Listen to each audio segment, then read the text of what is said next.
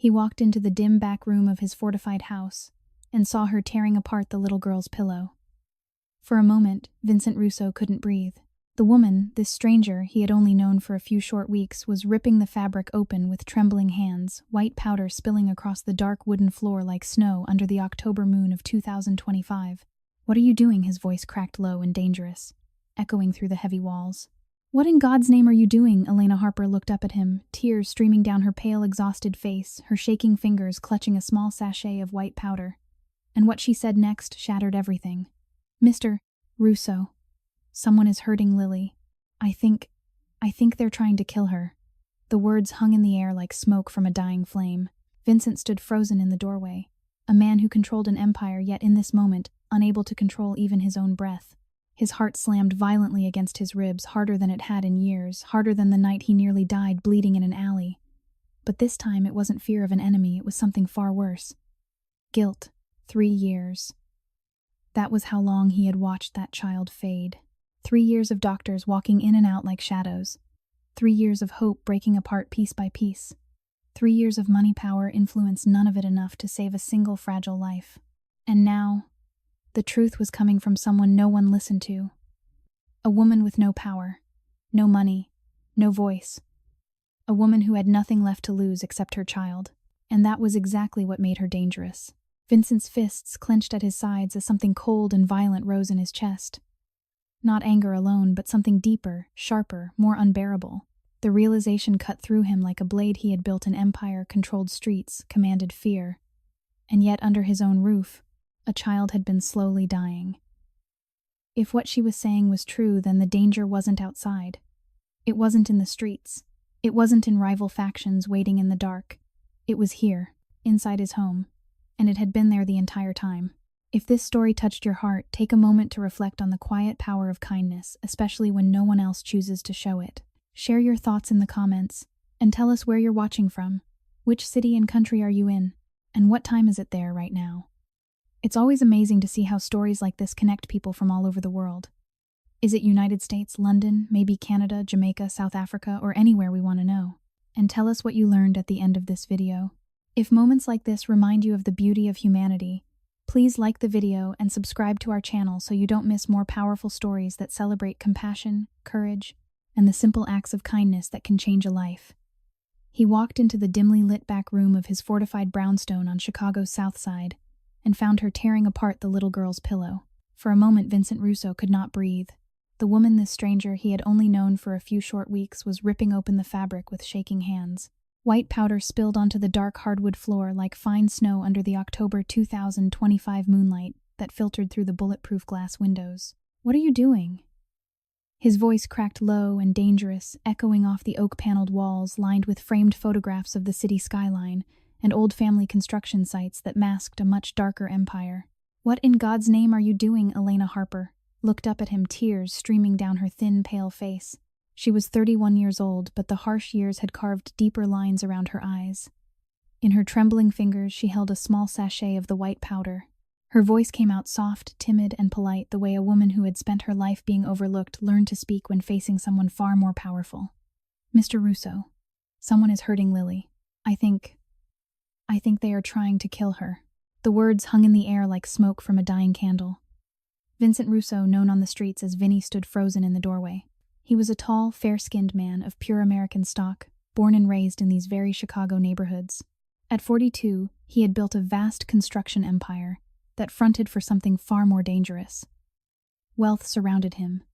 Italian leather furniture, crystal decanters of aged whiskey on the sideboard, and the quiet hum of security systems that kept rival factions at bay. Yet in this moment, none of it mattered. His heart slammed against his ribs with a violence he had not felt since the night a rival crew left him bleeding in an alley 10 years earlier. Guilt, that old gnawing companion, surged up like bile. He had let this destitute woman and her child into his home out of a fleeting impulse of pity after seeing them huddled outside one of his work sites during a brutal rainstorm. Now this. Now a child was suffering under his own roof. Elena's hands would not stop shaking.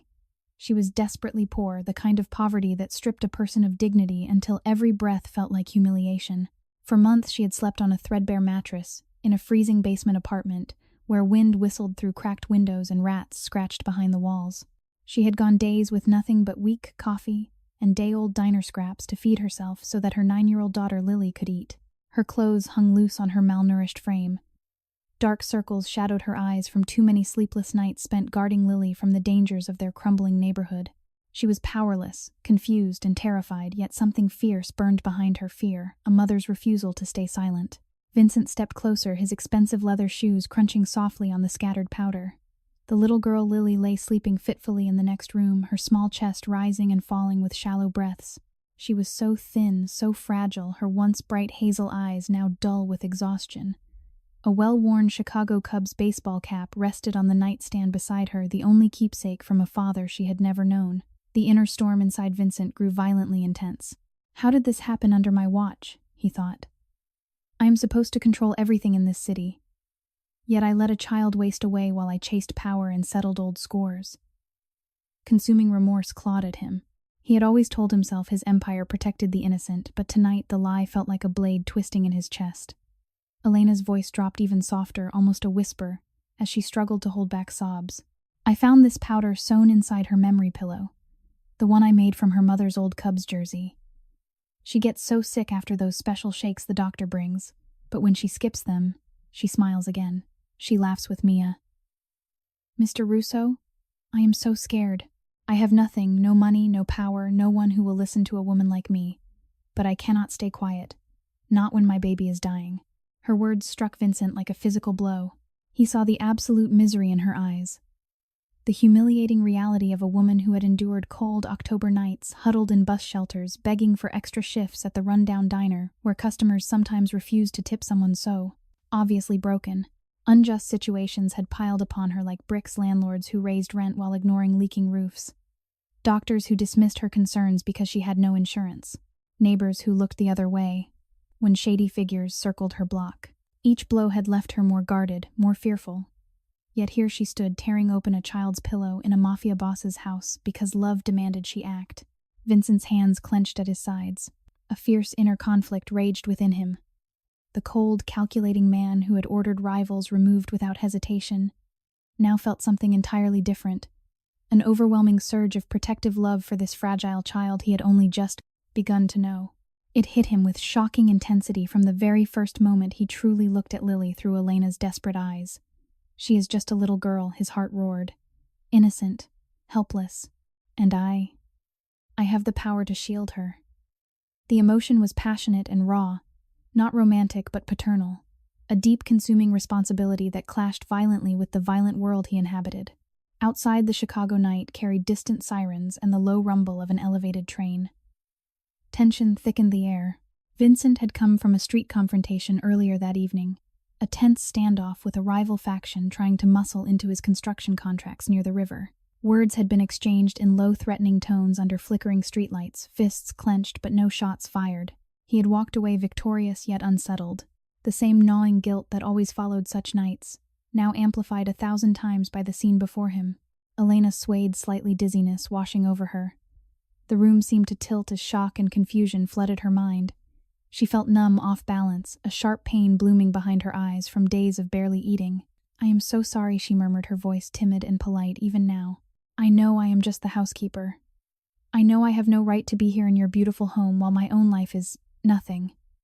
But Lily keeps asking if dying hurts. She is only 9. She should be playing in the park, not lying in bed wondering if she will wake up tomorrow. Vincent's chest tightened until breathing hurt. He knelt slowly, his powerful frame moving with surprising gentleness as he reached out and steadied Elena's shoulder. The contrast was stark and heartbreaking, his tailored suit and gold watch against her faded secondhand sweater and trembling poverty-stricken hands. In that quiet, condensed moment of emotional stillness, their eyes met. He saw her horror, her anxiety, her fierce inner torment. She saw something flicker in his man, fighting violent emotional conflict between the ruthless Don he had become and the protector he suddenly desperately wanted to be. I will handle this, he said, his voice low but steady, though inside remorse tore at him like jagged glass. How many times have I looked away from suffering on these streets? How many children like Lily have paid for the games men like me play? The guilt was consuming, almost unbearable. Elena searched his face, confusion and deep disorientation swirling inside her. Part of her wanted to flee back to the streets where at least the dangers were familiar. Another part, the desperate, powerless mother clung to this sudden, inexplicable lifeline. A powerful man offering protection. It felt unreal, almost too cruel to believe after a lifetime of betrayal and abandonment. As Vincent helped her to her feet, the white powder still dusting the floor like evidence of a hidden crime, the inner turmoil in both their hearts intensified to a breaking point. Elena's mind spun with fear for her daughter, and a fragile spark of hope she dared not trust. Vincent's soul raged with remorse, and a fierce new resolve he would not let this child suffer. Not under his roof. Not while he still drew breath. In the next room, Lily stirred in her sleep, clutching a small teddy bear, her breathing labored. Mia, her 8-year-old best friend who had been staying over, slept curled on a makeshift pallet nearby. Both girls symbols of vulnerable innocence in a city that too often devoured the weak. Vincent Russo, wealthy, powerful, and suddenly pierced by emotions he had long buried, made a silent vow in that October 2025 night. He would uncover the truth. He would protect them. And in doing so, perhaps, just perhaps, the little girl sleeping so peacefully unaware would begin to heal the deep hidden wounds inside the heart of a mafia boss who had forgotten what it meant to care. The powder on the floor glittered coldly under the lamplight. The real storm was only beginning. The iron gates of Vincent Russo's sprawling lakeside estate on the outskirts of Chicago swung open slowly, as if reluctant to admit another soul into its guarded world. It was a crisp October morning in 2025, the kind where the wind off Lake Michigan carried a bite that reminded everyone winter was not far behind. Elena Harper stood on the stone driveway, gripping the worn strap of her faded canvas bag with both hands. She stared up at the mansion that looked more like a fortress than a home, glass and stone, stretching across perfectly manicured lawns, security cameras blinking silently from every corner, and distant views of the glittering Chicago skyline. Everything was sharp, clean, and cold. She had taken 2 buses and walked the final mile to get here. Her thin coat, patched at the elbows, did little against the chill. At 31 years old, Elena was painfully thin, her cheeks hollow from months of choosing between feeding her daughter Lily or herself. Sleep had become a luxury she could rarely afford. Nights in her freezing basement apartment were filled with the howl of wind through cracked windows and the constant fear that someone might break in. She was malnourished, exhausted, and carrying the weight of a life that had been nothing but one unjust blow after another. Landlords who evicted families for minor late payments, diner managers who docked her pay for being 5 minutes late after rushing Lily to a free clinic, and caseworkers who dismissed her pleas because her paperwork was never quite complete. Each hardship had stripped away pieces of her dignity until she felt almost invisible. The agency had called her only 3 days earlier. Emergency placement, they said. The previous housekeeper had left without notice. The pay was good, better than anything Elena had ever earned, wiping tables or scrubbing floors. She had not asked why the last woman quit. She could not afford to. Lily's mysterious fatigue and stomach pains had grown worse, and the medicine bottles were piling up with no answers. Mia, Lily's 8-year-old best friend from the same crumbling neighborhood, had been staying with them more often lately. Her own single mother overwhelmed and grateful for any help. Elena brought both girls with her that morning, their small backpacks containing everything they owned. The heavy front door opened before she could knock. A stern woman in her 50s, Mrs. Calloway, the estate manager, stood there. Her gray hair was pulled back so tightly it looked painful. Her eyes swept over Elena like she was being measured and found lacking. "You are late," Mrs. Calloway said flatly, though Elena's cracked watch showed she was 4 minutes early. "I am sorry, ma'am," Elena replied, her voice soft, timid, and polite, the careful tone of a woman who had learned that raising her voice could cost her everything. The buses were delayed. Mrs. Calloway stepped aside, barely enough for them to enter. The entryway was massive marble floors gleaming under crystal chandeliers, a sweeping staircase curving upward like something from a movie. The air smelled of lemon polish and money, the kind of quiet wealth that made Elena's stomach twist with a mix of awe and deep shame. She clutched Lily's and Mia's hands tighter. The girls looked wide-eyed, their thin jackets too light for the season, their faces pale from too many nights of cold wind and empty cupboards. "You will report to me," Mrs. Calloway continued as she handed Elena a thick folder. "Your duties are outlined here. Housekeeping in the main wing and the private second floor. You will avoid Mr. Russo's private office, the security wing, and the medical suite unless specifically instructed.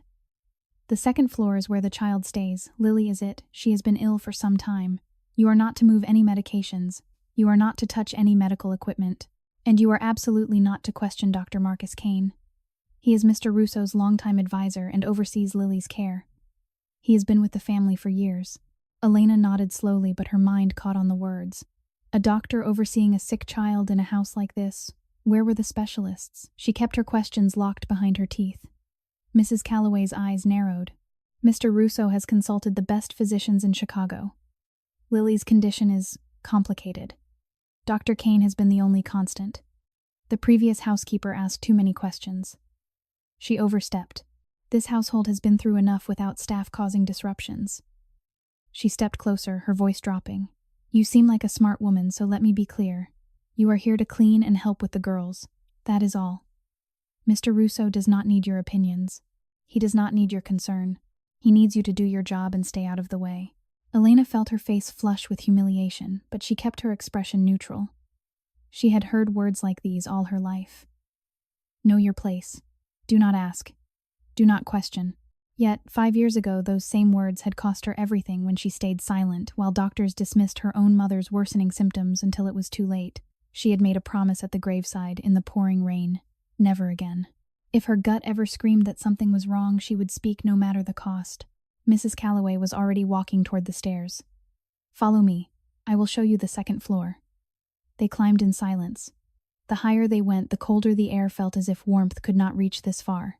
When they reached the second floor, Elena noticed the change immediately.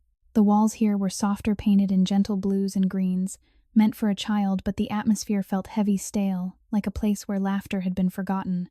Mrs. Calloway stopped outside a door decorated with faded superhero stickers and a small Chicago Cubs pennant. This is Lily's room. She is likely resting. Do not wake her. Just familiarize yourself with the space. Dusting, organizing. Nothing more. Elena nodded. Mrs. Calloway handed her a set of keys, then paused. For just a second, something almost like sadness flickered across the older woman's face. She is a sweet girl. She has been through more than any child should. Just remember that. Then she was gone, footsteps echoing down the hall. Elena stood there, heart pounding. She did not know why every instinct in her body was screaming at her to pay attention, but she had learned to trust that voice, the one that had been silent when her own family needed her most. She opened the door gently. The smell hit her, first antiseptic mixed with something faintly floral, like someone was trying to mask the scent of sickness. The room was large, too large for one small girl, with medical equipment lining, one-wall monitors and IV stand machines, whose purpose Elena could only guess at. In the center sat an enormous white bed surrounded by pillows, and there, almost swallowed by the blankets, was Lily. She was so small, so pale, her brown hair damp with sweat against her forehead, even though the room was cool. Her eyes fluttered open, watching Elena with tired caution. Are you going to leave too? Lily whispered, her voice fragile. Elena's breath caught. She set down her bag carefully and moved closer, kneeling beside the bed so they were eye level. Up close, she could see the dark circles under Lily's eyes, her chapped lips, the way her thin arms trembled slightly. But those hazel eyes, so much like Vincent Russo's, though Elena did not yet know the truth, held a flicker of something that broke her heart. A tiny spark of hope. I am Elena, she said gently, her voice soft and reassuring. I am here to help keep your room nice, and to look after you and Mia. I am not going anywhere unless you want me to. Lily studied her for a long moment. Then her gaze shifted to the table beside the bed. So many orange prescription bottles lined up in neat, terrifying rows. Elena started counting without meaning to 47. 47 medications for one 9-year-old girl. Her heart twisted with horror. Some labels she recognized from her own desperate searches at free clinics, antibiotics, anti-nausea pills, steroids, but others seemed to fight against each other. It looked less like healing and more like a cage. Do you take all of these? Elena asked softly. Lily nodded. 4 times a day, and the special shakes 3 times. Dr. Kane makes them for me. He is really smart, Mr. Russo says he is the only one who can help. Elena swallowed hard against the rising anxiety. And the shakes. Do they help? Lily's small face shadowed. They are supposed to, but they make my stomach hurt really bad. After I drink them, everything gets worse. But Dr. Kane says medicine has to hurt before it helps. Something cold slid down Elena's spine. A child afraid of medicine. A child who had forgotten what it felt like to run freely in the park. This was not care. This felt like a prison wrapped in luxury. She forced a gentle smile. Well, how about we make this room feel a little less like a hospital? Would that be okay? Lily's eyes widened slightly. You will not get in trouble. Let me worry about that, sweetheart. Elena stood and walked to the heavy curtains that blocked out the light. She pulled them open gently. Golden October sunlight spilled across the floor in warm streams. Lily gasped softly, as if she had forgotten what real daylight felt like.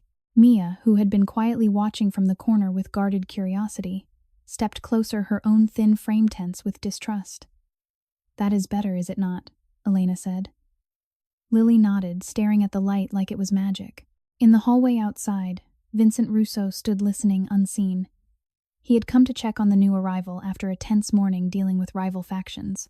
Earlier that day, on a quiet south side street near one of his construction sites, he had faced an unexpected confrontation.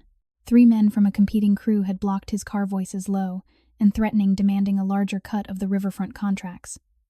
Words had sharpened fists, had clenched under jackets, but no shots were fired, only cold promises of future trouble. Vincent had stared them down with the calm authority of a man who controlled half the city's shadows, yet inside the encounter left him unsettled.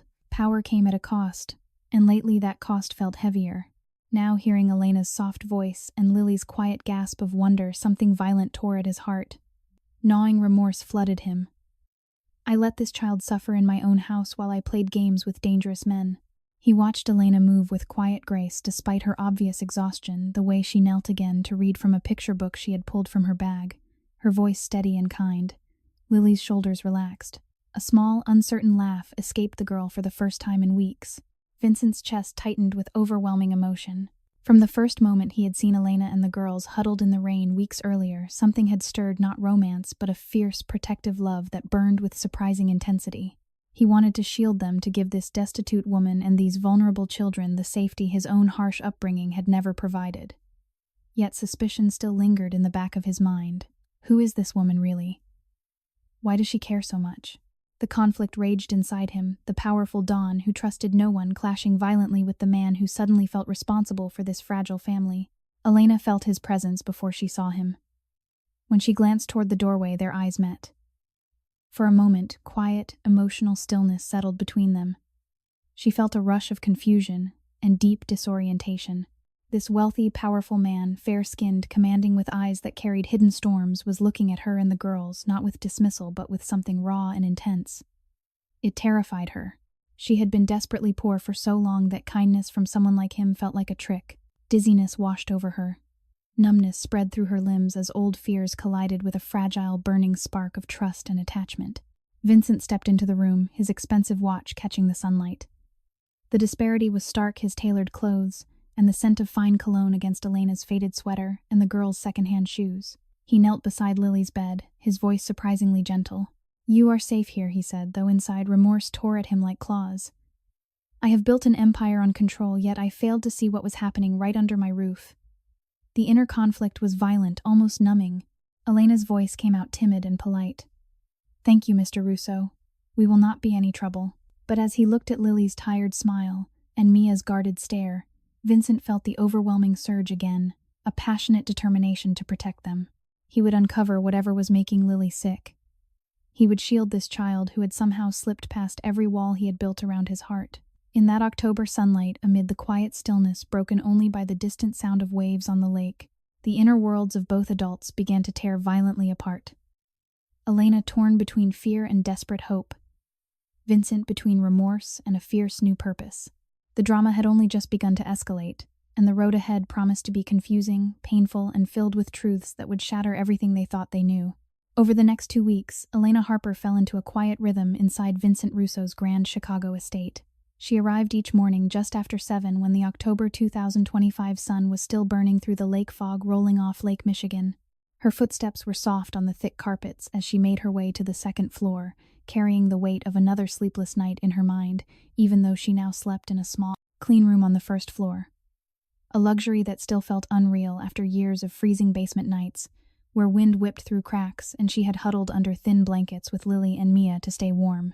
Lily was usually exactly where Elena had left her the evening before, surrounded by those oversized pillows in the enormous white bed. But something small yet important had begun to shift since that first day. Now when Elena opened the door, Lily would offer a tiny lift at the corners of her mouth. Not quite a full smile, but for a 9-year-old girl who had been told for months that she was too sick to do much of anything, even that small. gesture felt like daylight breaking through clouds. They spoke while Elena worked.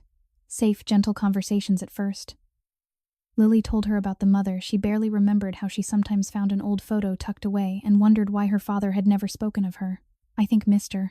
Russo is mad at me sometimes," Lily whispered one morning while Elena dusted the bookshelf. Her voice was so quiet, Elena almost missed it. "Because maybe I made my mom sick when I was born, and now I am sick too, so it was all for nothing." Elena's chest tightened with a pain so sharp it stole her breath. She set down the duster and sat carefully on the edge of the bed. "Oh, sweetheart, look at me." Lily did those hazel eyes carrying a guilt no child should ever bear. "Your mama gave you life because she loved you. And Mr. Russo, he is not mad at you. He is scared. There is a difference." "How do you know?" Lily asked. "Because I lost someone I loved too," Elena said softly. "My own mother. And I spent years being angry at myself for not doing more. But anger and love get mixed up when you are hurting." Lily was quiet for a long moment. "Do you still miss her every single day?" Elena's voice trembled. "Does it get easier?" She wanted to lie, to offer comfort wrapped in pretty words, but Lily deserved truth. "No, but you learned to carry it differently." The little girl nodded, as if she already understood carrying weights far too heavy for her small shoulders. "Miss Elena, do you think I am going to die?" The question hit Elena like a physical blow. Horror flooded her, followed by a wave of anxiety so intense, her hands shook. She wanted to promise 50 more years of health and laughter, but the words stuck. "I think you are stronger than anyone gives you credit for," she said carefully, her voice soft and timid. "And I think you are going to surprise a lot of people." That was when Elena started noticing the pattern. It was subtle at first, easy to miss if you were not paying close attention. But Elena was always paying attention now.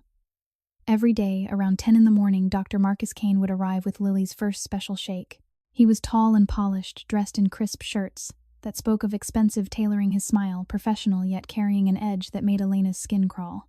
"Time for your vitamins, Lily," he would say in that smooth voice. The shakes were thick, purple or green, depending on the day.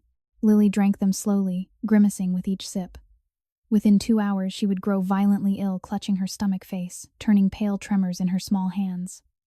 Dr. Kane would sweep in with practiced concern.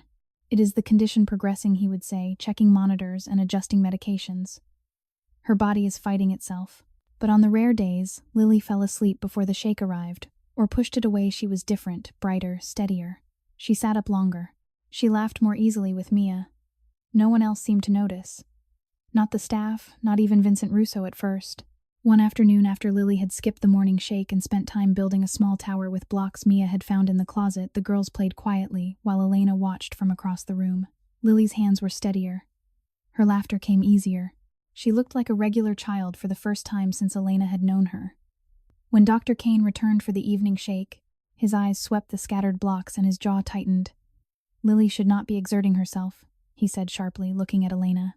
"Who authorized this? We were just playing," Elena replied evenly, her voice polite, though fear coiled tight in her stomach. She seemed happier. "She needs complete rest. You are jeopardizing her recovery." The word recovery felt like a lie hanging in the air. Elena stood in the corner, her mind racing. That night she could not sleep. She kept seeing Lily's brighter face when she skipped the shake, and the way Dr. Kane's expression had flickered with something colder than concern. Memories of her own powerless years flooded back, absurdly unfair nights when she had begged for help at overcrowded clinics, only to be sent away with nothing because her paperwork was incomplete. Or when landlords had threatened eviction while she shivered with Lily and Mia during bitter lake winds that cut through their thin walls. The humiliation of it all still burned. Meanwhile, Vincent Russo moved through his days carrying a growing storm inside. His empire demanded constant attention. That same week, on a quiet stretch of road near one of his Southside construction sites, he faced another tense confrontation with a rival faction. 3 men stepped from a dark sedan, blocking his path under the glow of streetlights. Their voices were low and bold, demanding a larger share of upcoming contracts, hinting at trouble if he refused. Vincent stared them down with the calm authority of a man who controlled far more than buildings. His fair-skinned face impassive, while his security detail hovered nearby. No fists flew. No shots rang out. Only sharp words and veiled threats exchanged before the rivals drove away. Yet the encounter left him unsettled, the old violent conflict in his heart flaring hotter. Back at the estate, he found himself drawn more and more to the second floor. He would stand in the doorway sometimes, watching Elena read to Lily from a dragon book, about learning to fly again. The quiet, condensed stillness of those moments pierced him deeply. Lily's small laugh, fragile but real, cracked something inside the powerful man. Gnawing remorse grew increasingly intense. I have spent years building walls and settling scores while a child suffered in my own home. What kind of man am I? The inner tearing was violent now, the ruthless dawn clashing with a sudden, overwhelming paternal love that burned with passionate intensity from the moment he had truly seen Lily's tired eyes and Elena's desperate courage. Elena felt his gaze often. At first it filled her with guarded fear and confusion. This wealthy, commanding man surrounded by luxury that made her own past poverty feel even more pitiful and humiliating, was watching her with an intensity she could not name. Dizziness sometimes swept over her when their eyes met, a numbness in her limbs as old suspicions warred with a fragile, burning attachment. She had been so desperately poor for so long that kindness from someone like Vincent felt dangerous, almost cruel. Yet in quiet moments, when he knelt beside Lily's bed and spoke gently, asking the girl simple questions about her favorite colors or what she dreamed of doing when she felt stronger, Elena felt a spark of trust growing. It was passionate and intense. This shift from suspicion to attachment, a mother's desperate hope, latching onto the protection this powerful man seemed ready to offer. One evening after another, tense street encounter where rivals had tried to intimidate workers at a Russo construction site, Vincent returned home with fresh bruises hidden under his suit sleeve. He found Elena alone in the hallway outside Lily's room, her thin frame silhouetted against the soft light. She looked exhausted, sleep-deprived, shadows deep under her eyes, her malnourished body still adjusting to regular meals that felt like unimaginable riches compared to the scraps she once survived on. "You do not have to carry this alone," Vincent said quietly, his voice carrying the weight of his inner torment. Elena's hands trembled. "I have carried everything alone for so long, Mr. Russo. The cold nights, the empty cupboards, the doctors who looked right through me because I had no insurance. It feels strange to have someone see." In that condensed moment of emotional stillness, Vincent's heart tore violently. Remorse consumed him as he thought of all the times his world of power had indirectly allowed suffering like Elena's and Lily's to continue unchecked. Yet the protective love surging through him was fiercer now, a deep, fatherly resolve to shield this vulnerable child and the woman who loved her so fiercely. Lily called softly from inside the room, and both adults turned. The little girl reached out her small hand. Elena took it, and Vincent placed his larger one gently over theirs. For a brief instant, the disparity between his wealth and their past poverty felt less like a gulf and more like a bridge beginning to form. But the pattern with the shakes continued, and somewhere in the shadows of the estate, unseen forces were already moving. Elena's gut screamed louder each day. Vincent's inner conflict raged hotter. The drama was escalating, confusing, numbing, and tearing at their hearts with increasing violence. Lily smiled faintly at them both, unaware of the storm gathering. In her innocent eyes, for the first time in months, there was a glimmer of something like safety. 3 weeks into her time at the estate, Elena Harper found the notebook. She was organizing Lily's bookshelf late one October afternoon in 2025, the golden light from the Lakeview windows casting long shadows across the room. Picture books and a few chapter books that looked untouched sat dusty on the shelves as if the room itself had given up on joy. That was when she saw it wedged behind a copy of a dragon story about finding lost fire. A small spiral notebook with a faded superhero on the cover, the kind of cheap notebook a child might treasure from a school supply drive. Elena pulled it out carefully. The pages were wrinkled, some stained with what might have been tears or spilled water. She opened it with trembling hands, and her breath caught. Lily's handwriting shaky, childish, the letters slanting unevenly as if her small hand had been trembling while she wrote. Day 247. The purple shake made me throw up again. Dr. Kane said that means it is working, but it does not feel like working. Day 251. Mr. Russo came in today. He looked so tired. I pretended to be asleep because I do not want him to be more sad. Day 298. I heard Dr. Kane tell Mr. Russo I need more minerals. He says my body is fighting the medicine, but I do not feel like I am fighting. I just feel tired all the time. Day 301. I do not want the shakes anymore, but Mr. Russo says I have to. Dr. Kane says I will get worse if I stop. Day 317. I asked God why he made me sick. Mrs. Calloway says God has a plan, but I do not understand the plan. Maybe the plan is for me to die like Mama. Elena's hands shook so hard she almost dropped the notebook. She sank to the floor, pressing it against her chest, as silent tears streamed down her thin face. This child had been documenting her own suffering in crayon-scribbled entries, trying to make sense of something that made no sense while the adults around her looked the other way. The entries stopped 3 months earlier, right around the time Lily had grown too weak to hold a pen steadily. The inner tearing in Elena's heart grew violently intense. Horror and anxiety crashed over her like the cold lake winds she had endured for so many nights in her old basement apartment nights. When she and the girls had huddled together under threadbare blankets while wind howled through cracks, her malnourished body aching from hunger so she could save every scrap for Lily and Mia. The humiliation of it all returned in a rush, being turned away from clinics because she could not afford the copay landlords raising rent while ignoring leaking roofs neighbors whispering about the poor single mother who could barely keep the lights on. Absurdly unfair events had piled one upon another until she felt stripped bare, powerless, and deeply pitiful. Yet here in this mansion of gleaming marble and crystal chandeliers that highlighted the stark gap between her past poverty and Vincent Russo's immense wealth, she held proof that something was terribly wrong. Her voice, when she finally whispered to herself, was soft and broken. "Never again. I promised." She heard footsteps in the hall and quickly shoved the notebook into her apron pocket just as Dr. Marcus Kane appeared in the doorway, a fresh shaken hand, that professional smile fixed in place. "Elena, I did not realize you would be here so early," he said coolly. "Just getting a head start on the dusting," she replied, her voice timid and polite, though fear coiled tight in her stomach. "Doctor?" Kane's eyes swept the room, pausing on the bookshelf for a split second. Suspicion flickered across his face before vanishing. "Lily needs her rest. Perhaps you could come back later." Elena glanced at Lily, still asleep, her breathing shallow. "Of course." She gathered her supplies and left, but not before noticing how Dr. Kane locked the door behind her, as if guarding secrets rather than protecting a child. That afternoon, Elena made a decision that could cost her everything. She waited until Dr. Kane left for his daily walk exactly 1 hour at 3 o'clock like clockwork. Her heart hammered so hard she felt it in her throat as she slipped into the medical suite. The door was unlocked. Inside, everything was pristine and organized. A small refrigerator humming in the corner cabinets lining the walls. There in the sink was Dr. Kane's personal blender cup. He never left it out. He always washed it immediately, but today it sat wet with residue still clinging to the sides. Elena leaned closer, her hands shaking. The smell hit her bitter, metallic wrong. Horror flooded her. Dizziness swept over her, numbness spreading through her limbs as shock and confusion made the room tilt.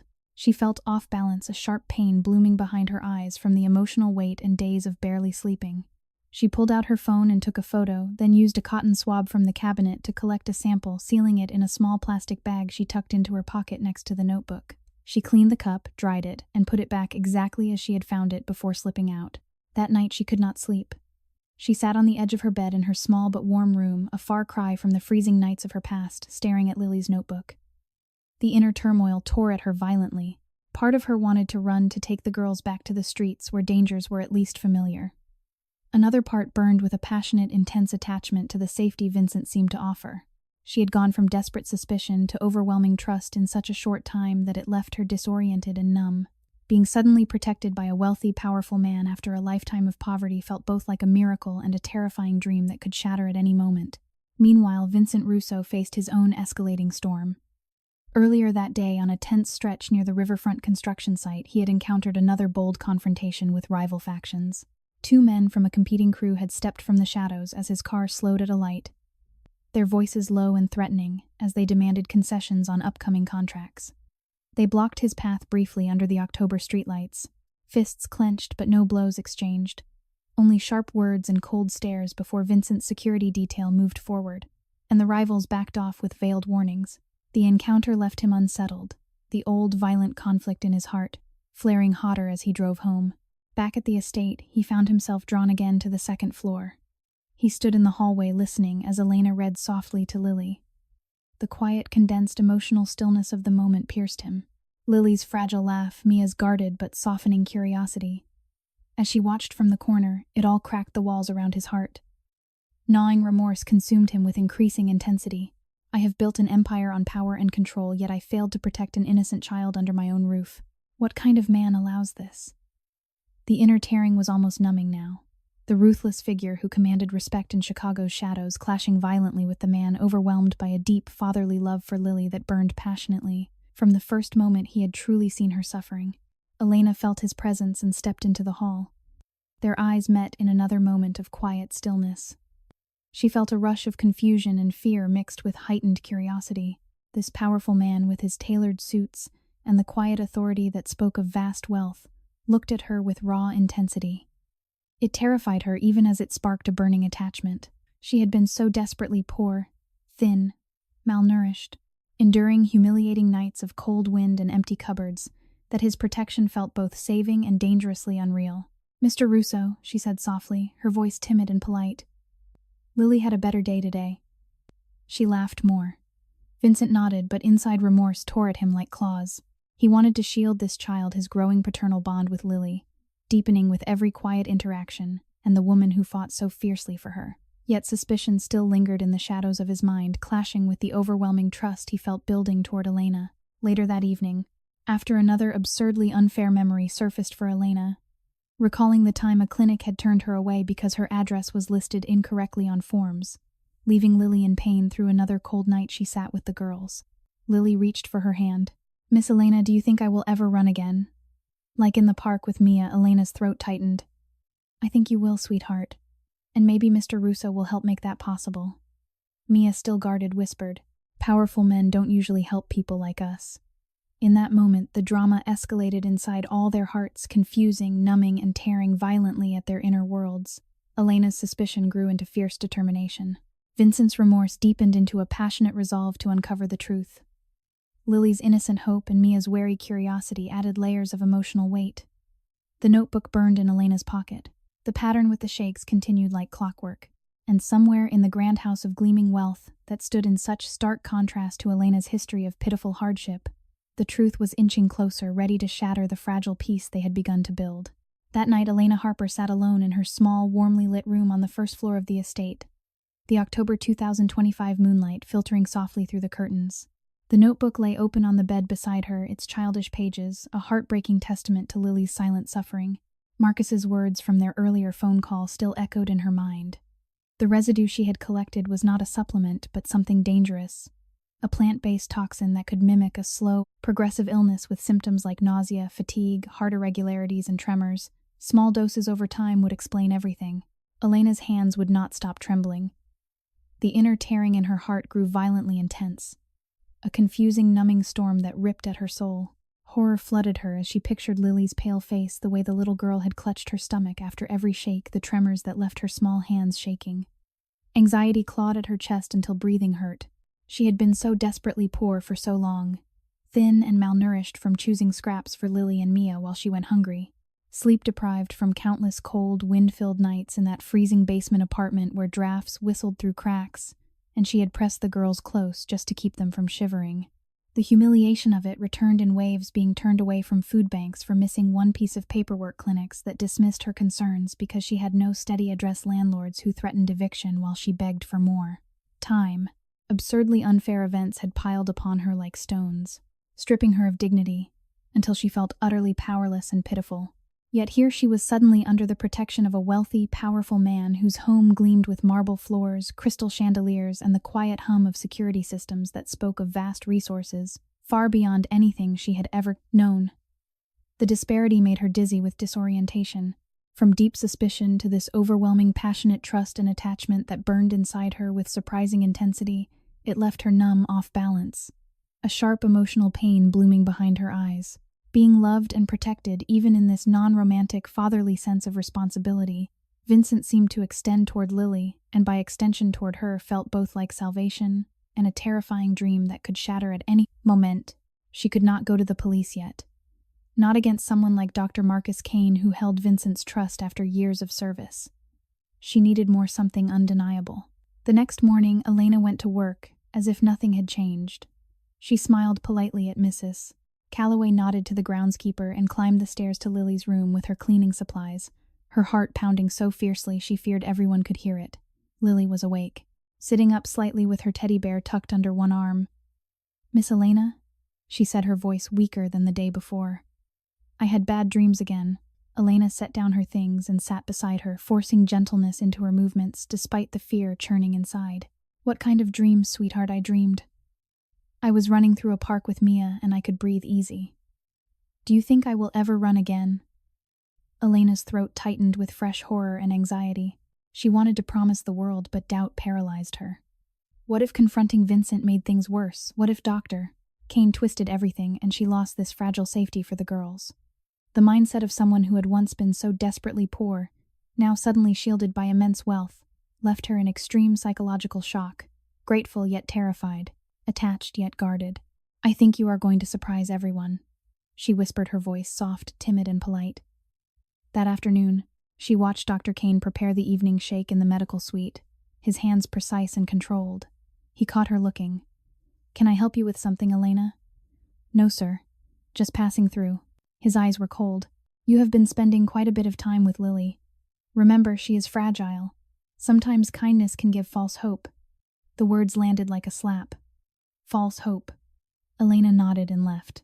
But inside, her emotions tore violently, confusion and fear, mixing with a burning determination born from her past silence that had cost her family dearly. Vincent Russo, meanwhile, carried his own escalating inner storm. Earlier that day, on a busy South Side street near one of his legitimate construction projects, he had faced yet another tense, unexpected confrontation. A rival crew's representatives had approached boldly as his car idled at a light, their voices low and threatening, as they demanded a larger cut of upcoming bids, hinting at disruptions if refused. They blocked his path briefly under the gray October sky, fists clenched at their sides, but no violence erupting. Only sharp words exchanged before Vincent stared them down with calm authority, and his security detail moved forward. The rivals retreated with cold warnings hanging in the air. The encounter left Vincent unsettled, the violent conflict in his heart flaring hotter as remorse gnawed deeper. "How many times have I played these games while innocent lives suffered in the shadows of my world?" Back at the estate, he found Elena in the hallway, her thin frame still carrying the invisible weight of years of poverty. In a quiet moment of condensed emotional stillness, he approached. "You look troubled," he said gently. Elena's voice came out soft. Lily had another rough day after the shake, but yesterday when she skipped it, she was brighter. Vincent's jaw tightened. Suspicion flickered, but his growing paternal love for Lily, that passionate, intense attachment that had ignited from the first moment he truly saw her suffering, clashed violently with his long-held trust in Dr. Kane. Remorse consumed him. "I brought this man into our lives. I trusted him while a child faded." Elena felt another wave of dizziness as she looked at him, this powerful man with his tailored suits and the aura of wealth that made her past humiliations feel even more raw. The attachment burned stronger now, a deep trust mixed with lingering fear. That evening, after the girls were settled, Elena made her move. She waited until the house quieted, then slipped back toward the medical suite under the cover of night, her heart hammered with anxiety and heightened curiosity. She needed proof that could not be denied. Inside the locked cabinet she managed to open with careful persistence. She found more than she expected, not just unmarked containers and dried plant material, but a hidden journal in Dr. Kane's neat handwriting. She photographed every page with trembling fingers, entries detailing increased doses of a cardiac glycoside extract, symptoms tracked like a scientific experiment, adjustments made to keep the illness appearing natural. There were also documents hinting at financial incentives tied to prolonged care. Shock and confusion made the room spin. Elena felt numb, loss of balance threatening as pain bloomed in her chest. This was systematic, calculated. The inner tearing became almost unbearable, her desperate past of powerless nights colliding with this moment of dangerous courage, while under the protection of a man whose wealth could shield them all. She slipped out just as footsteps approached, her mind racing. Later she called her cousin, a trusted pharmacy technician, from her room. "I need you to test something. A child's life may depend on it." The next morning she took a personal day, telling Mrs. Calloway it was a family matter. She met her cousin at a quiet coffee shop near the city. When she handed over the sealed sample, he studied her face. "Where did you get this? I cannot say yet. Please, just tell me what it is." He promised results in 3 days. Those 3 days stretched like eternity. Elena returned to the estate, cleaned Lily's room, read to her, and Mia watched the shakes come and go with clockwork sickness. She watched Vincent move through the house, his powerful presence a constant reminder of the safety she now clung to with burning attachment, even as fear lingered. Vincent, unaware of the full truth, yet felt his own remorse deepen during another quiet evening.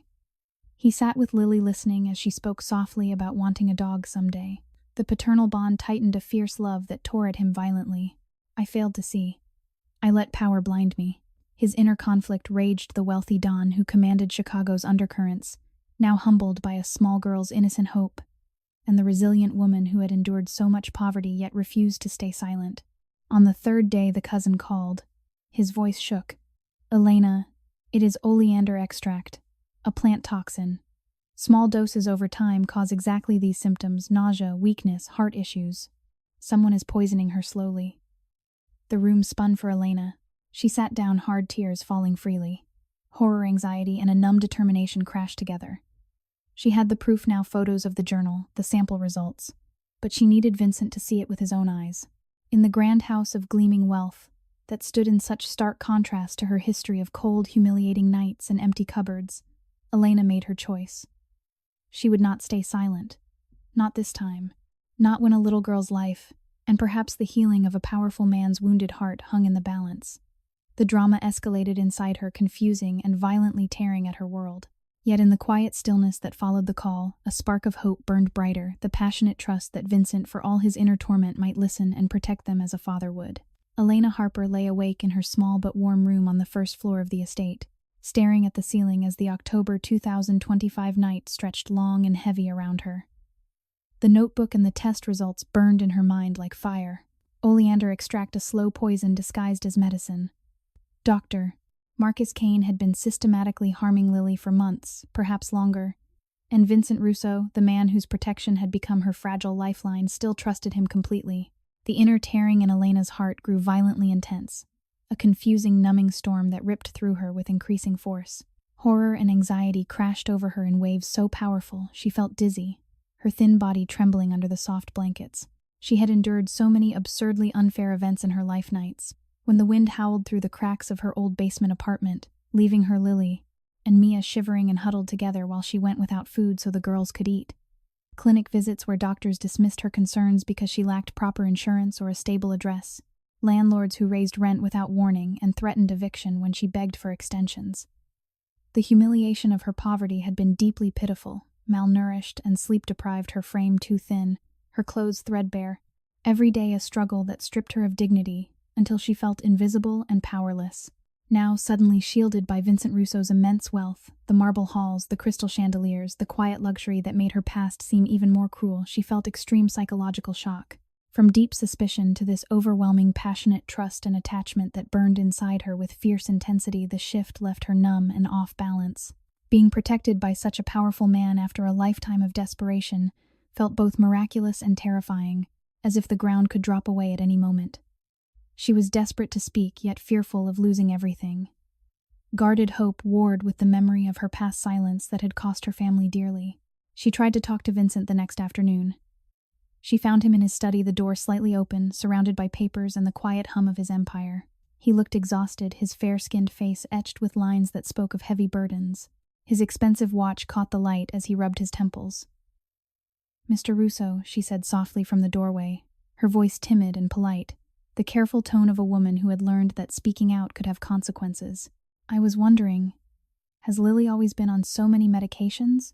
Vincent looked up, his expression clouding with fatigue. "Why are you asking? I just noticed she has better days sometimes. When she skips the shakes, she seems stronger. I wondered if maybe—" He interrupted gently but firmly. "Dr. Kane handles her treatment plan. He has been with us for years. He has the expertise I do not. I appreciate your concern, Elena, but unless you have medical training I do not know about, I need you to trust the people who do." The dismissal was kind yet absolute. Elena felt the door closing. She nodded and left her chest tight with frustration and fresh fear. In the hallway, dizziness washed over her again, numbness spreading as shock and confusion tore at her. He did not listen, just like before. The violent inner conflict raged. Her burning attachment to the safety he provided clashed with the desperate need to protect Lily. Being suddenly loved and protected by a wealthy, powerful man after years of utter misery left her mind reeling in extreme psychological shock. Grateful yet terrified, hopeful yet heartbroken, Vincent sat alone after she left, the weight of her words pressing on him. Gnawing remorse flooded his heart with increasing intensity.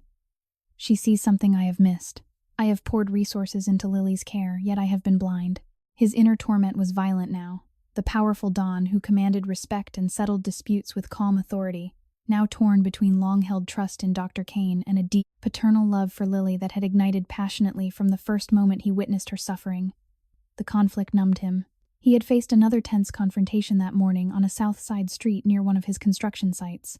Rival faction members had approached boldly as his car slowed, their voices low and threatening, as they demanded concessions on upcoming contracts, blocking his path under the gray October sky. Words had sharpened fists, had clenched at sides, but no blows were exchanged, only cold stares and veiled warnings before they stepped aside. The encounter left him unsettled, reminding him how quickly his world of power could turn dangerous. Now that same world felt like it was closing in on an innocent child under his roof. Over the following days, Elena wrestled with paralyzing doubt. She watched Lily grow sicker after each shake brighter on the rare days she refused them.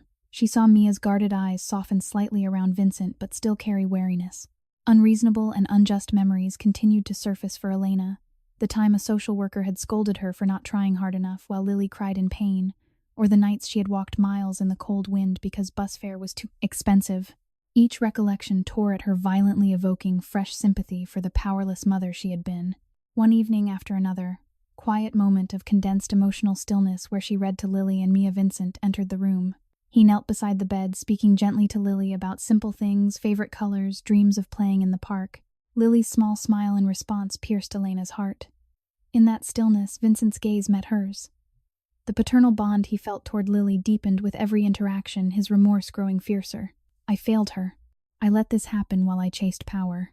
The violent emotional conflict inside him escalated, the wealthy man surrounded by luxury, clashing with the protector who desperately wanted to shield this vulnerable child, and the resilient woman who had endured so much.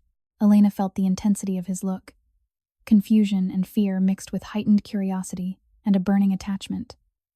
"Mr. Russo," she said softly. "Lily asked today if dying hurts. She is only 9. Vincent's face tightened. Remorse consumed him like fire. He wanted to promise safety, yet his trust in Dr. Kane held him back. "I will speak with the doctor," he said, but the words felt hollow even to him. Later that night, Elena stood outside Lily's door, listening to the girl's restless breathing.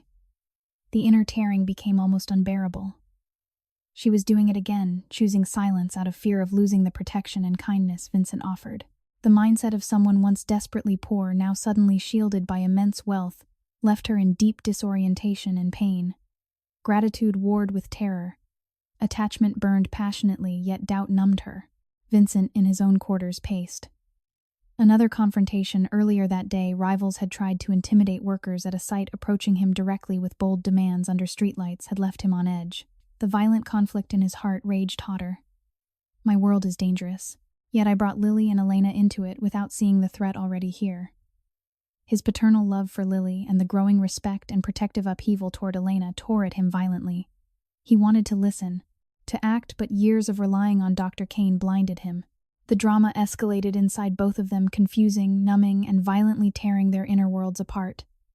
Elena's suspicion had transformed into fierce determination, mixed with paralyzing fear. Vincent's remorse deepened into a consuming storm that clashed with his powerful status. In a quiet moment before dawn, Elena sat with the notebook in her hands. Lily's shaky words stared back at her. She whispered to the empty room, her voice soft and broken. "I will not stay silent this time. Not when a child needs me. Not when someone has finally offered us protection." Yet the doubt remained heavy and painful. Vincent, too, lay awake, the weight of unspoken truths pressing on his chest. The path ahead felt darker, the stakes higher. The quiet, emotional stillness between them held the promise of breakthrough, but the storm of inner conflict continued to rage, threatening to shatter everything before the truth could finally be spoken. The hallway felt longer than ever at midnight. Elena Harper stood outside Vincent Russo's private study, her hand raised to knock, frozen between courage and terror. It was late October in 2025, and the grand estate lay quiet under the Chicago night sky. Behind that heavy oak door was a man who had spent months trying to care for a sick child while running a vast empire. A man who had poured resources into treatments and trusted one advisor above all others. And Elena was about to tell him that the person he relied on most was the source of Lily's suffering. Her hand trembled as she finally knocked. Silence. Then footsteps. The door opened. Vincent stood there in a loosened shirt, his fair-skinned face etched with exhaustion, eyes bloodshot from another long day. He looked at her as if trying to remember why she would be there at this hour. "Elena, it is past midnight. What is it? She took a shaky breath, her voice soft, timid, and polite even now. I need to talk to you about Lily. I know you think I am overstepping. I know I am just the housekeeper, but I am begging you. Give me 5 minutes. That is all I am asking. Something flickered across his face, irritation mixed with fear. He stared at her for a long moment, then stepped aside. The study was a reflection of his world, massive desk covered in papers, shelves lined with books on business and Chicago history, and a large window overlooking the dark lake. A single lamp cast warm light, highlighting the stark contrast between this room of quiet power and the freezing, wind-filled nights Elena had once endured in her old basement apartment, where she had huddled with Lily and Mia under thin blankets, too hungry and cold to sleep. What is it? Vincent asked, his voice tired yet carrying the weight of a man who commanded respect across the city. Elena pulled out her phone with shaking hands. Mr. Russo, I need you to look at something, and I need you to actually see it. Not as a powerful man who is desperate to fix things, but as someone who cares for Lily. She showed him the first photo, Lily's notebook, with its shaky, childish handwriting. Day 247. The purple shake made me throw up again. Vincent's face went pale. Where did you get this? From her bookshelf. She was documenting what was happening to her. She knew something was wrong even when no one else did. She swiped to the next images, the photos of Dr. Kane's hidden journal with its clinical entries detailing increased doses of oleander extract, symptoms tracked like an experiment, adjustments made to maintain the appearance of a mysterious illness. Then the test results from her cousin confirming the poison. Vincent took the phone from her hands, his fingers trembling slightly. He read the entries once, twice, as if the words refused to make sense. His breathing changed shallow and quick. No, he whispered. This cannot be right, doctor. Kane has been trying to save her. He has been dedicated for years. Elena's voice broke. He has been keeping her sick. Small doses of poison that look exactly like a chronic condition. I had the residue tested. It is all there. The room seemed to tilt for Vincent. Gnawing remorse surged through him with violent intensity, tearing at his heart like jagged glass. I trusted him. I let him into this house. I paid for the very things that were hurting her. His inner torment escalated into a consuming storm. The powerful Mafia boss who had faced rival factions with calm authority, like the tense confrontation earlier that day on a shadowed South Side street, where rivals had blocked his path with bold demands and veiled threats, their voices low, under the streetlights until his security detail moved them. Along now felt utterly powerless in the face of this betrayal. The violent emotional conflict raged inside him, the man who built an empire on control, clashing with the fatherly love that had burned passionately for Lily from the first moment he truly saw her fragile state. Elena watched him, her own emotions tearing violently apart. She felt horror, anxiety, and deep disorientation. Dizziness washed over her, numbness spreading through her limbs as shock made the luxurious room blur. She had gone from desperate poverty, thin, malnourished, enduring humiliating nights of cold wind, and empty cupboards where she sacrificed meals for the girls, to this moment of overwhelming trust and attachment toward Vincent, being protected by such a wealthy, powerful man after a lifetime of absurdly unfair hardships left her in extreme psychological shock. Gratitude burned alongside fear that he might not believe her, that she might lose this fragile safety and be cast back into the cold. Vincent sank into his chair, the phone slipping slightly in his grip. His shoulders shook as the full weight hit him. I did this, he whispered, his voice raw. I brought him here. I trusted him while Lily suffered. The words hung heavy. In the quiet, condensed emotional stillness that followed, Elena knelt gently in front of him, her thin hands resting lightly on the edge of the desk. Tears streamed down her face. You did not know, she said softly. You were trying to help her. You were desperate. I should have seen it, he replied, his voice breaking. I am supposed to protect what is mine. Instead, I let this happen under my own roof. The paternal bond he felt toward Lily deepened painfully in that moment, a fierce, protective love mixed with consuming remorse that tore at him violently. He thought of all the times he had sat by her bed listening to her quiet questions, feeling that overwhelming attachment ignite stronger each day. Now the truth shattered him. Elena shared more the way Lily improved when she skipped the shakes, the locked cabinets, the pattern no one else had noticed. As she spoke, another memory of her own past surfaced, the unjust night, when a shelter had turned her away because of a paperwork error, leaving her and the girls in the cold wind for hours. The humiliation and inner torment resurfaced, making her voice tremble. Vincent listened, his powerful frame hunched with the weight of guilt. The drama escalated inside both of them, confusing and numbing, violently tearing their inner worlds apart. For Elena, the shift from guarded suspicion to passionate trust in Vincent created a compelling focal point of emotional upheaval. For him, the clash between his empire of wealth and influence and this newfound fatherly responsibility left him in raw, consuming conflict. Then came the deepest twist yet. As Vincent scrolled further through the photos, Elena had taken his eyes widened in shock. Hidden among the journal entries were documents with DNA references and personal notes. One page stopped him cold. Lily was his biological daughter. The revelation hit like a physical blow. Vincent's face drained of color. She is mine. His voice cracked completely. From years ago. With her mother. I never knew. Cain knew. He hid it. He used it. Extreme psychological shock rippled through him. The child he had grown to love with such passionate intensity was his own flesh and blood, the very girl he had failed to protect. Remorse became almost unbearable, tearing at his heart with renewed violence. My own daughter, suffering because of the world I built. Elena felt fresh dizziness and pain as the truth landed. Confusion and deep disorientation swirled inside her. She had brought Lily here seeking safety, never imagining the powerful man offering protection was the father she had never known. The attachment she felt toward Vincent intensified into something even more profound. A burning hope that this man, for all his inner torment, would now fight for his daughter with everything he had. Vincent stood suddenly, his movement desperate. We are taking her to the hospital. Right now. We tell no one. Not Dr. Cain. Not anyone. Elena nodded, tears falling freely. If he knows we suspect him, he could. Vincent's voice broke again. He could finish what he started. They moved through the dark house like shadows, hearts pounding. Vincent lifted Lily carefully from her bed, the small girl stirring groggily in his arms. Mia woke and followed her eyes wide, with guarded curiosity turning to trust. Mr. Russo, Lily whispered sleepily. Are we going on a trip? Yes, sweetheart, he said, his voice thick with emotion. We are going to get you better. I promise. As they slipped out into the night toward the waiting car, another tense memory flashed for Vincent, the rival confrontation from earlier that week, where bold threats had been exchanged under streetlights. His world was dangerous, yet in this moment the greatest threat had been inside his own home. Elena climbed in beside the girls, her thin frame still carrying the invisible scars of years of poverty. In the quiet stillness of the car, as they drove through the Chicago night, their eyes met again. The overwhelming trust and attachment between them, his protective fatherly love and her passionate gratitude, after a lifetime of powerlessness, created a profound emotional anchor amid the storm. The confrontation had shattered illusions. The twists had deepened the wounds. But in the darkness, a new resolve was forming. Vincent Russo, wealthy and powerful, was no longer just a man offering shelter. He was a father ready to fight for his daughter no matter the cost.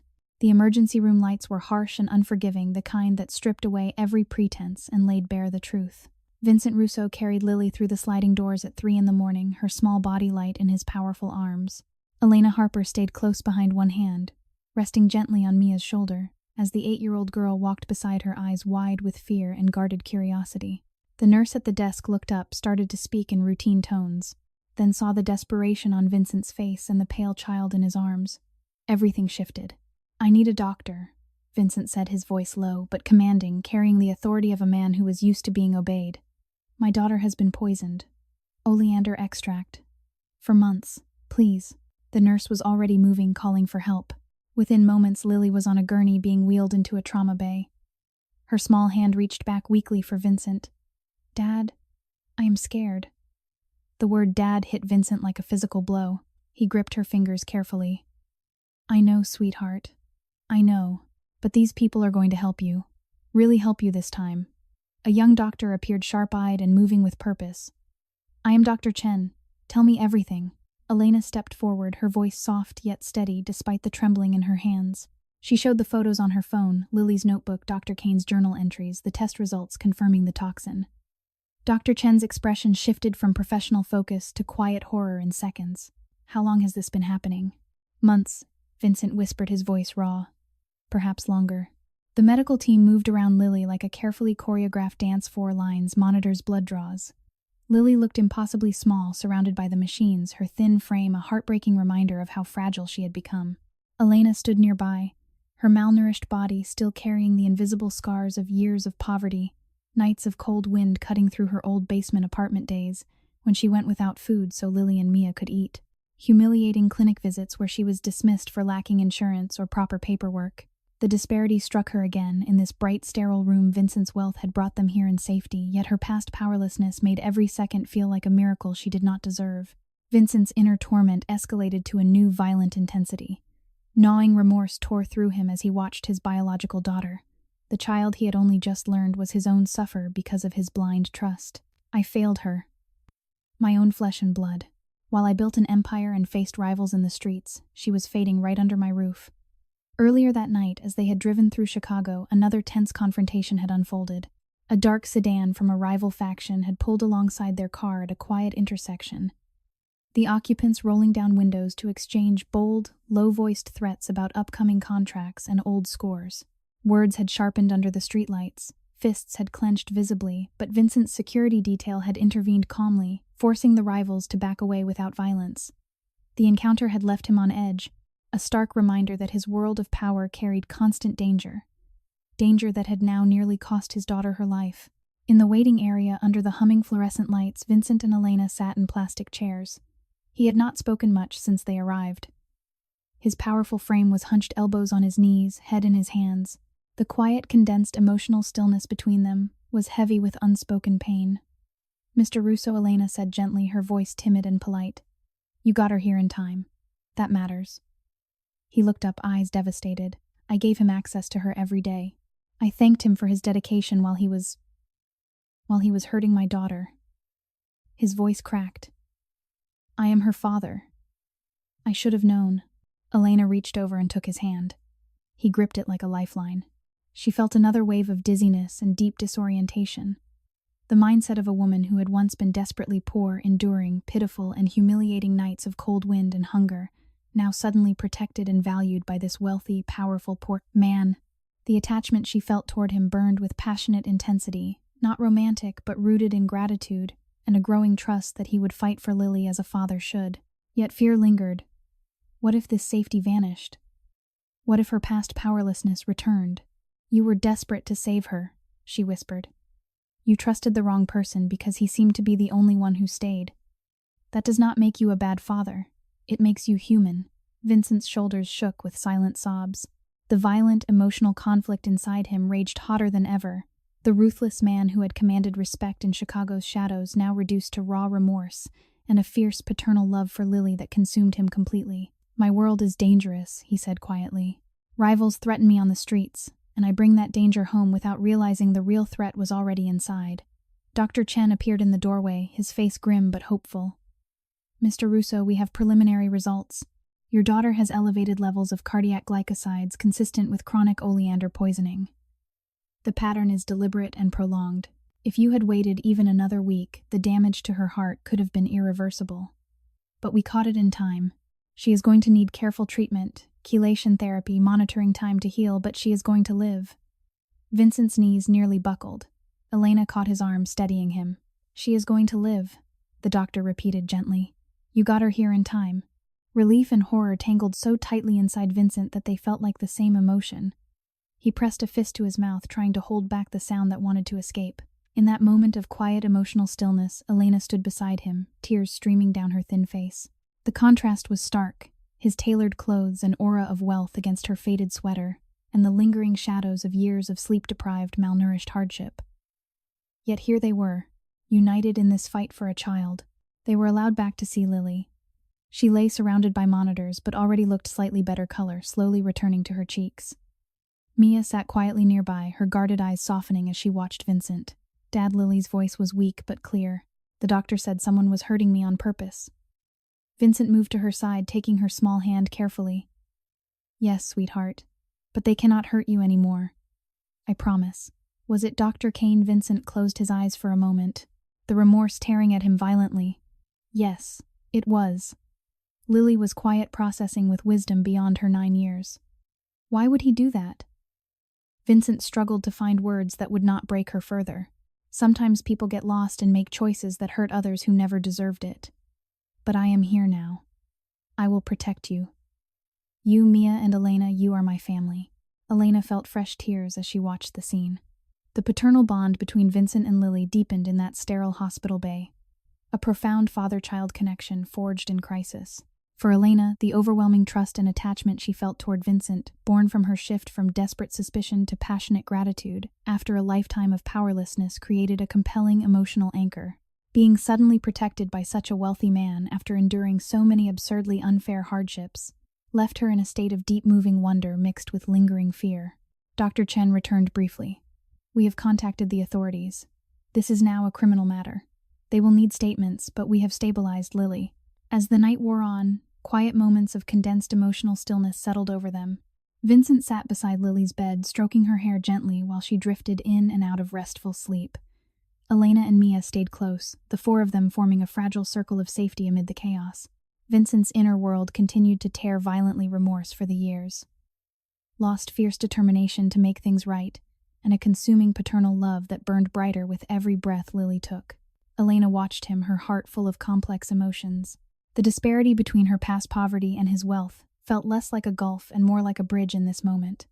She had gone from enduring cold, humiliating nights to standing beside a man who was choosing to protect them all. In the early hours, as dawn began to lighten the Chicago sky, Lily stirred and reached for both Vincent's and Elena's hands. "Thank you for listening," she whispered to Elena.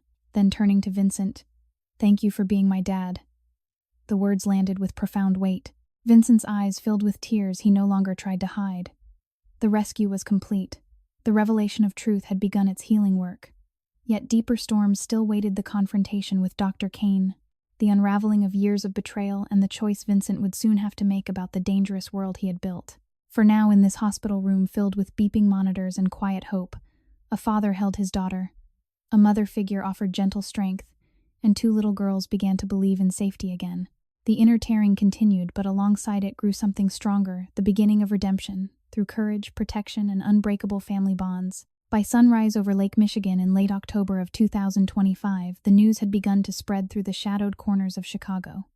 Dr. Marcus Kane had discovered the empty bed, the disconnected monitors, and the silence where machines once beeped. He knew immediately that his carefully constructed plan was unraveling. In the grand estate, Mrs. Calloway found him loading boxes into his sleek car, his movements efficient but his hands betraying a slight tremor. "Dr. Kane, what is happening?" she asked. The girl took a turn, he replied smoothly. "They have taken her to the hospital. I am gathering my research to consult with the team there." But his eyes held no concern, only cold calculation. That was when the first police cars appeared at the gates. Kane froze. His face went very still. The officers approached with badges visible. "Dr. Marcus Kane, we need you to come with us. There are questions regarding your treatment of Lily Russo." "I do not understand," he said, voice steady. "I have done everything possible for that child." The mask slipped for just a moment. Not shock, but something darker, calculated rage. "That woman," he muttered. "That meddling housekeeper."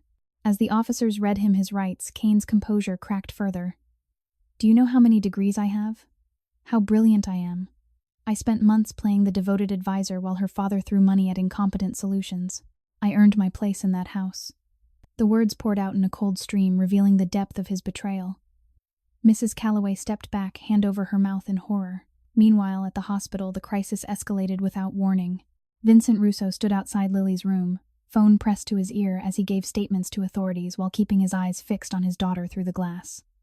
Lily was sitting up now, color slowly returning to her cheeks as chelation therapy began pulling the poison from her system. Elena Harper sat beside the bed, reading softly from the Dragon Book, while Mia watched with wide-guarded eyes that were beginning to soften with trust. Suddenly, alarms sounded in the corridor. Security rushed past. Vincent's instincts, honed from years of navigating dangerous streets, flared instantly. One of the nurses hurried over. "There has been a security breach. 2 men were seen trying to access the pediatric wing. They claimed to be consultants, but matched descriptions from your earlier report." Vincent's heart slammed against his ribs. Gnawing remorse and violent inner conflict tore through him with fresh intensity. "My world has followed us here." Earlier that morning, as they had transferred Lily to a more secure room, another tense confrontation had unfolded just outside the hospital grounds. A dark vehicle from a rival faction had slowed beside his security detail at the entrance ramp windows, lowering just enough for low, bold voices to issue veiled threats about unfinished business and contracts that could turn dangerous if Vincent continued drawing attention.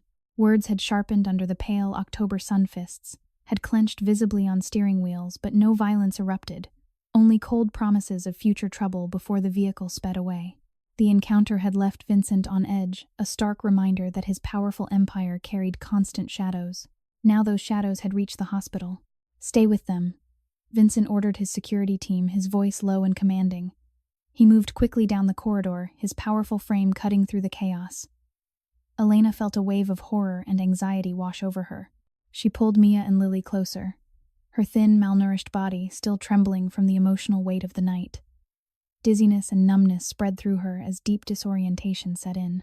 She had endured so many absurdly unfair events in her life, cold, wind-filled nights in her old basement, where she sacrificed warmth and food for the girls, humiliating rejections at shelters and clinics, because her paperwork was never quite right.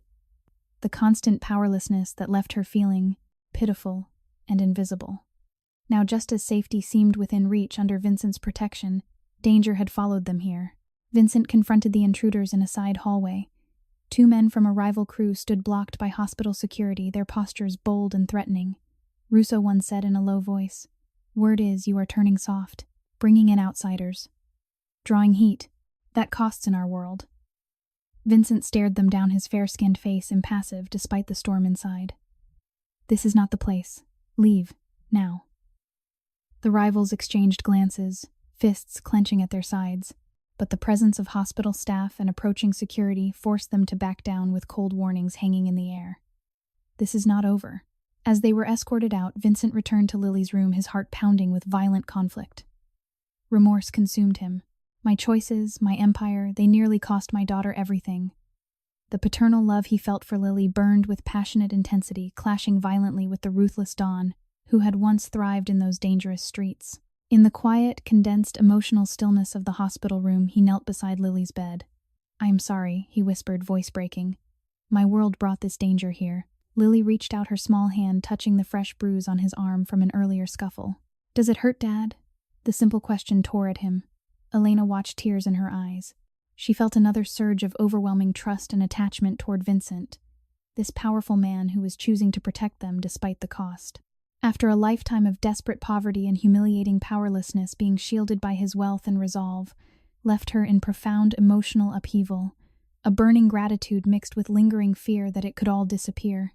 The drama escalated further when a nurse reported that Dr. Kane had made a call from custody, attempting to reach contacts who might silence witnesses.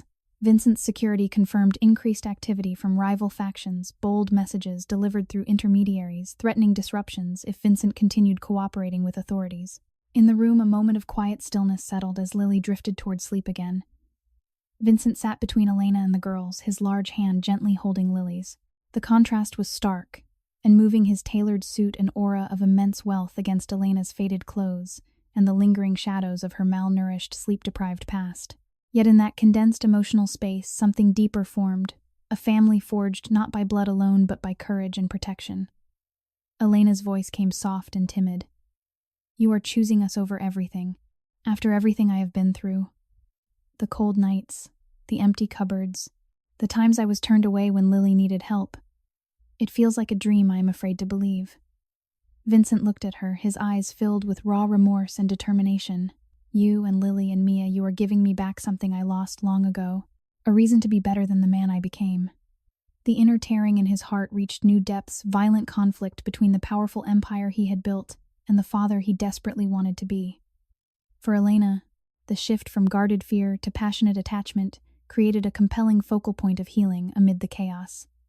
As alarms quieted and security tightened, Lily stirred once more. In her innocent voice, she whispered, "Even tough guys need someone to take care of them, like you took care of us." The words landed with profound weight. Vincent's shoulders shook as silent tears fell.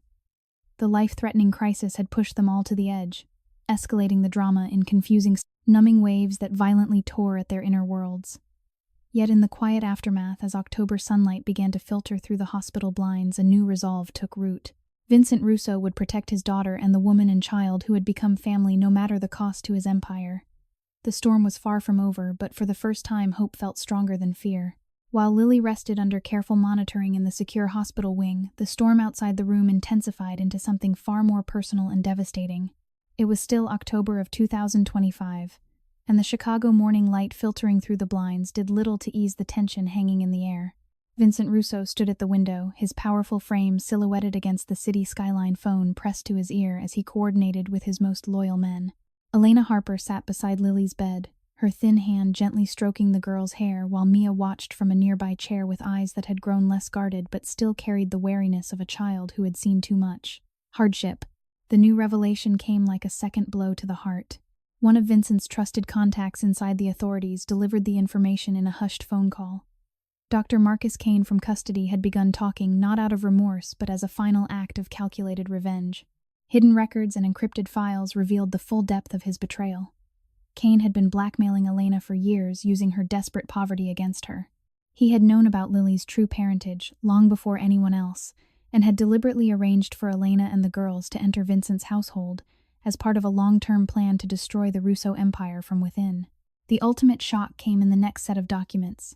Kane had falsified medical records for months, making Lily's condition appear far more terminal than it was, all so Vincent would grow deeply attached to the child only to suffer maximum pain when she died. The poisoning had never been random greed. It was a meticulously engineered emotional weapon designed to break Vincent, completely trigger internal chaos in his organization, and allow rivals to move in while he grieved. Vincent's phone slipped from his hand and clattered onto the floor. Extreme psychological shock ripped through him, leaving him numb and off balance. The room seemed to tilt as violent inner conflict tore his heart apart with renewed savagery. He used my own daughter as a weapon against me. He knew she was mine, and turned her suffering into a trap. Gnawing remorse consumed him like fire. He had brought danger into their lives through his empire, and now that same empire had nearly destroyed the one innocent soul who had begun to heal him. Elena felt the shift in him immediately. She stood her malnourished frame, still carrying the invisible weight of years of humiliation. Cold, wind-filled nights in her freezing basement apartment, where she had sacrificed every scrap of food and warmth for Lily and Mia, absurdly unfair rejections at clinics and shelters because her paperwork was never complete. The constant powerlessness that left her feeling deeply pitiful and invisible. Dizziness washed over her, numbness spreading through her limbs as shock and confusion made her lose her balance for a moment. She steadied herself against the bed rail, her voice coming out soft, timid, and polite despite the storm inside. "Mr. Russo." "What is it?" Vincent turned to her, his fair-skinned face pale with raw pain. In the quiet, condensed emotional stillness of the hospital room, he told her everything. The blackmail. The falsified records. The deliberate plan to make him love Lily only to shatter him when she was taken. As the words landed, Elena's inner world fractured violently. Horror and anxiety crashed through her with numbing force. She had been manipulated in her most desperate moments when she was at her most powerless. Thin and sleep-deprived, enduring humiliating poverty, while begging for help that never came. The attachment she felt toward Vincent, that passionate, intense trust that had burned from the first moment he offered protection, now mixed with fresh fear and deep disorientation. Being suddenly shielded by such a wealthy, powerful man after a lifetime of betrayal felt both like salvation and a cruel illusion that could still be ripped away. Lily stirred in the bed, her small voice cutting through the tension. "Miss Elena, are you okay?" Elena forced a gentle smile, though tears threatened. "I am here, sweetheart. We all are." But inside her emotions tore violently. The mindset of a woman who had once been desperately poor, enduring absurdly unfair nights of cold wind and empty cupboards, now standing in the protection of a man whose wealth could change everything, left her in profound psychological shock. Gratitude burned alongside terror that Kane's final revenge might still succeed. Vincent paced the small space, his powerful presence filling the room. Another tense confrontation unfolded even as they spoke. One of his men entered quietly, reporting that rival factions had grown bolder. A group had approached his construction site near the river that morning, blocking workers with low, threatening voices and demanding immediate concessions, their postures bold under the October sun. Words had sharpened fists, had clenched visibly, but Vincent's security had intervened calmly, forcing the rivals to retreat with cold warnings. The encounter heightened the suspense, reminding everyone that Vincent's world remained dangerous even as he tried to step away from it. The drama escalated further when hospital security reported an attempted unauthorized access to the floor, a delivery worker who matched the description of one of Kane's known associates. Vincent's security team moved swiftly, turning the man away without incident, but the message was clear: the betrayal was not over. In the quiet aftermath, Vincent knelt beside Lily's bed. The little girl reached up and touched the worry lines on his face with innocent fingers. "Even heroes need friends, Dad. You do not have to be strong alone." The simple words cracked something deep inside him. Violent inner conflict raged hotter than ever, the wealthy, powerful Don torn between the empire he had built and the father he desperately wanted to become. Remorse for every moment Lily had suffered because of his choices consumed him. Yet the paternal love he felt for her burned with passionate intensity, stronger than any empire. Elena watched them, her heart full of complex turmoil. She felt the overwhelming trust and attachment toward Vincent deepen into something profound. A burning belief that this man, despite his inner storms, would choose them. After years of powerlessness and humiliating poverty, being loved and protected in this way left her in moving emotional upheaval, gratitude, and fear, intertwining until she felt dizzy with the weight of it. Vincent made his choice in that moment of condensed emotional stillness. He turned to his most loyal lieutenant who waited outside the door. "Stand down on the old operations. Provide the authorities with everything they need on Kane. I am risking it all, my freedom, my empire, because silence would cost me my daughter." The lieutenant hesitated, but Vincent's voice was steel. "She is my child. They both are my family now. I will not let the past destroy their future." Elena's breath caught. Shock and deep disorientation washed over her again. This powerful man was choosing sacrifice for them, for a destitute woman and two vulnerable girls he had only known for weeks. The disparity between her past misery and his willingness to risk everything evoked fresh tears of sympathy and gratitude. Lily, still weak but determined, spoke with courage beyond her years. "I do not care if you were a bad man before Dad. You are my dad now. And good dads protect their kids." Mia, who had remained mostly silent, finally spoke, her voice small but clear. "I was wrong about you. You are not like the others who only hurt people like us." The emotional turning point landed with profound weight. Vincent pulled both girls close in a gentle embrace, his shoulders shaking with silent emotion. Elena joined them, her thin arms completing the circle. In that hospital room, amid beeping monitors and the distant sounds of the city, the inner worlds of all four tore violently apart, confusion, remorse, fear, and hope clashing in numbing, escalating waves. Vincent's heart was laid bare. The ultimate betrayal by Kane had nearly destroyed him, but the innocent kindness of his daughter and the resilience of Elena had given him a reason to sacrifice everything. For Elena, the shift from desperate poverty to being truly seen and protected by such a man created a compelling, passionate focal point of healing and trust. As the morning light grew stronger, Vincent whispered to Lily, "You saved me, little guardian. Not just from bullets or rivals, but from becoming a man with no heart left. You and Mia taught me what real strength is." The crisis had pushed them to the edge. The bold new twist, the calculated emotional manipulation designed to break Vincent through his own daughter, had escalated the drama to its peak. Yet, in the quiet stillness that followed, a new path began to form, one of courage, protection, and a father's willingness to burn his old world to build something better for the family he had finally claimed as his own. As the October sun rose higher over Chicago in 2025, the Walker estate, the Russo home, began to breathe again. Dr. Marcus Kane was taken into custody in a quiet but firm operation. Federal agents arrived at the gates after Vincent provided every piece of evidence, choosing transparency over protection of his old empire. The once fortified brownstone no longer felt like a fortress of secrets, but a house learning how to become a home. Vincent Russo stood on the wide porch overlooking the lawn, watching Lily run, not far, not fast, but running across the grass with Mia chasing behind her. Both girls wore light jackets against the crisp air. Lily's Chicago Cubs cap perched on her head. Mr. Buttons, the teddy bear, tucked under one arm. Their laughter echoed softly, fragile but real, the sound of children remembering how to be children. Vincent's powerful frame, still dressed in a simple shirt rather than his usual tailored suits, carried the visible weight of recent days. His fair-skinned face showed lines of exhaustion, yet his eyes held a light that had been missing for years. Elena Harper watched from beside him, her thin hands clasped in front of her. She was still adjusting to regular meals and warm nights, after so many years of desperate poverty, thin and malnourished from countless nights, when she had given her portion to Lily and Mia, sleep-deprived from wind-filled evenings, in a freezing basement where cold drafts stole every comfort, humiliated by landlords who raised rent without mercy, and clinics that turned her away for missing one form. The disparity between her past misery and the quiet luxury surrounding her now felt both overwhelming and deeply moving. At times, she still felt confused and fearful, her voice soft and timid when speaking to Vincent, yet curiosity and a passionate attachment had taken root, a burning trust in the man who had chosen them over everything. Vincent turned to her, his voice low. I gave up the dangerous side of my world. The construction business stays legitimate. I am building something new, a foundation to help families like yours. Families who once faced the same unjust nights of cold wind and empty cupboards that you endured. Elena's eyes filled with tears. After everything. After the blackmail, the lies, the way Cain used my desperation against me, you still chose us. In the quiet, condensed emotional stillness that followed, Vincent's inner torment reached its deepest point.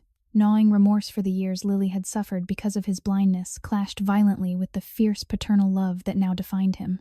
The powerful man who had once faced rival factions in tense street confrontations, bold voices issuing threats under streetlights, fists clenched but words holding the line, had chosen sacrifice. He had risked his freedom and empire so his daughter could live free of fear. The violent inner conflict that had torn at him for weeks finally began to settle into something gentler: acceptance and a profound desire to heal. Lily ran up to them, breathless and beaming cheeks flushed with life. Did you see me, Dad? I ran all the way to the fountain. Vincent knelt, pulling her close. I saw, sweetheart. You were amazing. Mia joined them, her earlier distrust replaced by quiet wonder. You really gave everything up for us. I thought powerful men only hurt people like us. But you are different. The emotional turning point landed with rich humanistic depth. In that moment, the story taught a clear lesson about how knowledge of someone's true heart can bridge any divide. The girl's innocent kindness had offered Vincent the greatest education in compassion he had ever received. Through their courage and Elena's quiet strength, he learned that real power lies not in control but in protection and love that sees beyond surface differences. Elena felt another wave of overwhelming emotion. Once desperately poor and powerless, she now stood protected and valued by a wealthy man whose heart had opened fully to them. The attachment she felt burned with intense, passionate gratitude. Wealth and poverty could not separate love and compassion when hearts chose understanding over judgment. Skin color, background, or past mistakes faded when genuine care took root. Vincent gathered all three close in a gentle embrace. You saved me, little guardian, he said to Lily. You and Mia showed me that silence in the face of wrong only brings more pain. Your courage gave me the lesson I needed most, that choosing family over power is the truest strength. In the days that followed, the drama continued in smaller, quieter ways. Rival factions made one final attempt at a tense confrontation near the construction site, their voices bold as they blocked Vincent's path with veiled demands. He faced them calmly, stating his decision to step away from the old life. No violence occurred. Only words exchanged under the October sky before they withdrew, sensing the change in him. The unreasonable injustices of Elena's past still haunted her in quiet moments. The cold nights, the empty cupboards, the times help was denied for absurd reasons. Yet each memory now served as a powerful education in resilience. Knowledge of her own survival had strengthened her voice, and Vincent's protection had given her the safety to heal. As the four of them sat together on the porch one evening, watching the lake, subtle life lessons wove through their conversation. Lily's innocent questions taught everyone present the lesson that forgiveness heals both the giver and the receiver. Elena's gentle guidance offered the education that speaking truth, even when fearful, creates space for real change. Vincent learned through the girl's trust that knowledge of another person's pain can transform even the hardest heart. The entire experience became a profound lesson in how compassion crosses every boundary. Through it all, the education of love, regardless of skin color or station in life, proved stronger than any empire or hardship. Knowledge of true humanity had reshaped their world, turning past torment into a foundation for something beautiful.